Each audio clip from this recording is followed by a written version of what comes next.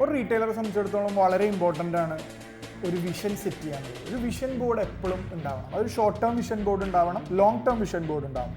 നമ്മളെ സംബന്ധിച്ചിടത്തോളം നമ്മൾ ഫോക്കസ് ചെയ്യുന്നത് ലോങ് ടേം വിഷൻ ബോർഡിൽ നമ്മൾ നമ്പർ ഓഫ് സ്റ്റോഴ്സ് എത്ര ആയിരിക്കണം, അത് എവിടെയൊക്കെ ആയിരിക്കണം, അത് ടാർഗറ്റ് ചെയ്യുന്ന കസ്റ്റമേഴ്സ് എന്തൊക്കെയാണ്, എത്ര നമുക്ക് സെയിൽസ് വോളിയൂം കൊണ്ടുവരാൻ പറ്റണം, ഇത്രയും കാര്യങ്ങൾ നമ്മുടെ വിഷൻ ബോർഡിൽ വളരെ സ്പെസിഫിക് ആയിട്ട് ഈ വിഷൻ ബോർഡ് സെറ്റ് ചെയ്യാൻ നമ്മൾ മൾട്ടിപ്പിൾ നമ്മുടെ ചാർട്ടേഡ് അക്കൗണ്ട്സിൻ്റെയും അതേപോലെ അക്കൗണ്ട്സ് ഡിപ്പാർട്ട്മെൻറ്റിൻ്റെയും അതേപോലെ നമ്മുടെ തന്നെ മൾട്ടിപ്പിൾ ഇൻവെസ്റ്റേഴ്സിൻ്റെയും ഒക്കെ കാര്യങ്ങൾ നമ്മൾ എന്ത് ചെയ്യാറുണ്ട്, ഡിസ്കസ് ചെയ്യാറും അതുമായിട്ട് ജോയിൻ ചെയ്തിട്ടാണ് നമ്മൾ നമ്മുടെ വിഷൻ ബോർഡ് സെറ്റ് ചെയ്യുക. ഇങ്ങനെ ഒരു വിഷൻ ബോർഡിൻ്റെ ആവശ്യം എന്താണെന്ന് വെച്ചാൽ നമ്മൾ ഫ്യൂച്ചർ എവിടെയാണ് നമ്മൾ കാണുന്നത്, അപ്പോൾ അതിലേക്ക് ഓൾറെഡി ഇന്ന് ഒരു സ്റ്റെപ്പ് എടുക്കാൻ വേണ്ടി നമുക്ക് ഹെൽപ്പ് ചെയ്യും. പലപ്പോഴും കണ്ടിട്ടുള്ളത് ഒരു വിഷൻ ഇല്ലാണ്ട് വർക്ക് ചെയ്യുന്ന ഫേംസ് എന്താ സംഭവിക്കുക എന്ന് വെച്ചാൽ ഒരു 2 years ഒക്കെ കഴിയുമ്പോൾ ശരിക്കും അദ്ദേഹം എന്തിനാണോ തുടങ്ങിയത് അതിൻ്റെ ഒരു പർപ്പസ് മറന്നു പോവുകയും അവരുടെ ആ ലൈഫ് വലിയ കുഴപ്പമില്ലാണ്ട് പോവുകയും ഇതിൽ ഹാപ്പി ആയിട്ട് നിൽക്കുന്ന ഒരു സാഹചര്യം ഉണ്ടാവാറുണ്ട്.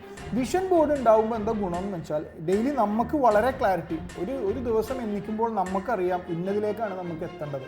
അപ്പോൾ അതിന് നമ്മുടെ അതിൻ്റേതായിട്ടുള്ള പ്രൊഫഷണൽസിനെ ഹയർ ചെയ്യുക, പ്രൊഫഷണൽസിന് യൂസ് ചെയ്യുക. ഇപ്പോൾ നമ്മളെ സംബന്ധിച്ചിടത്തോളം നമ്മൾ ചാർട്ടർ അക്കൗണ്ട്സ് ആയിട്ട് എല്ലാ മാസവും നമ്മൾ സിറ്റിംഗ് ഇരിക്കുന്നതാണ്. ഈ സിറ്റിങ്ങിലാണ് നമ്മൾ ഇത്രയും കൂടെ ക്ലാരിറ്റി, ഒരു സെയിൽ കൂട്ടുന്നതിൻ്റെ അപ്പുറം ഈ ബ്രാൻഡ് എവിടെ എത്തിക്കണം, ബ്രാൻഡിനെ എവിടെ കൊണ്ട് നമുക്ക് പ്ലേസ് ചെയ്യാൻ പറ്റണം എന്ന് ഡിസൈഡ് ചെയ്യുന്നതും ഈ തരത്തിലുള്ള മീറ്റിംഗാണ്.